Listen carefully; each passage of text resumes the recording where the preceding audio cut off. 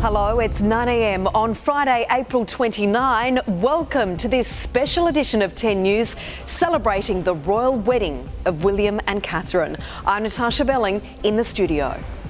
And I'm Ben Lewis in London. In just a few hours, dawn will break on the wedding of the year. I'll have all the latest news as our future king prepares to marry his university sweetheart.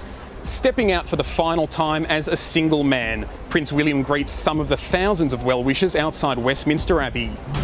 Cheers for Kate too as she returns to her hotel for her last night before becoming the newest royal. And a carnival atmosphere on the streets of London with Australians succumbing to wedding fever. Well, there's just hours to go until the most anticipated royal wedding in almost 30 years, the marriage of Prince William and Kate Middleton. As crowds build outside Westminster Abbey, there's a carnival atmosphere. The royal couple has said this morning that they're incredibly moved by all the public affection. Let's now get the latest from our reporter Ben Lewis in London. Good morning from here, Ben. Some new details about this wedding have just been released. That's right, Tash. We have observed a strict embargo from Clarence House, but it's now a minute past midnight here in the UK, and we can reveal all about what the couple will be wearing when they head to the altar tomorrow morning, London time, tonight, Australian time. Let's start with the wedding ring, and it has been made by London jeweller Wartsky from a piece of Welsh gold which the Queen gave to Prince William. The groom will be dressed in his Irish Guard colonel's uniform with a crimson and gold sash.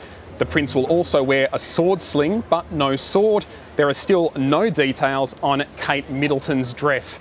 Now, the wedding is yet to begin, but the party has definitely already started here at London, particularly outside Westminster Abbey. Thousands of people lining up on the streets waiting to catch a glimpse of the happy couple. They got a little more than they expected this afternoon, though, when Prince William made one final visit out as a single man.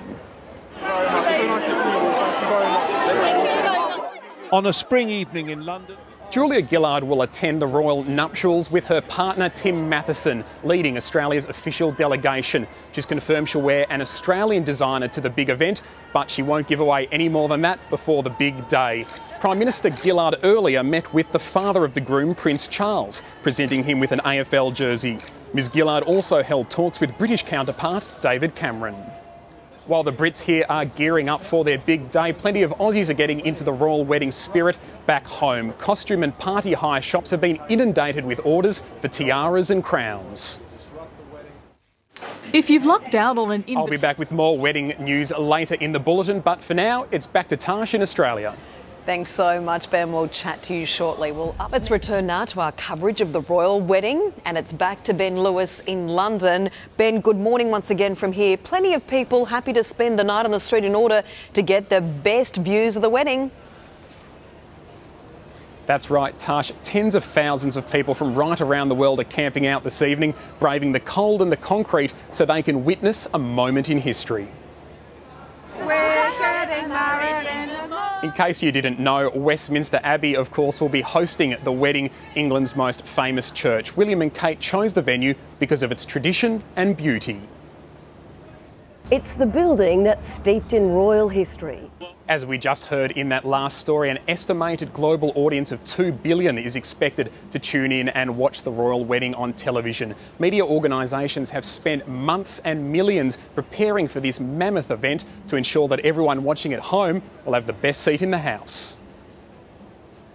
When the Queen got married, we listened live on the radio. And of course, 10 has extensive social media coverage planned for the wedding. You can follow all of the latest news and see the latest wedding videos at our special website, 10.com.au/royal wedding. You can also follow us on Facebook and Twitter. And if you want to join in the conversation, use the hashtag 10royalwedding. Tash, the whole 10 News London team are tweeting at the moment. Hamish McDonald, Danny Isdale, Brett Mason, Sandra Sully and myself.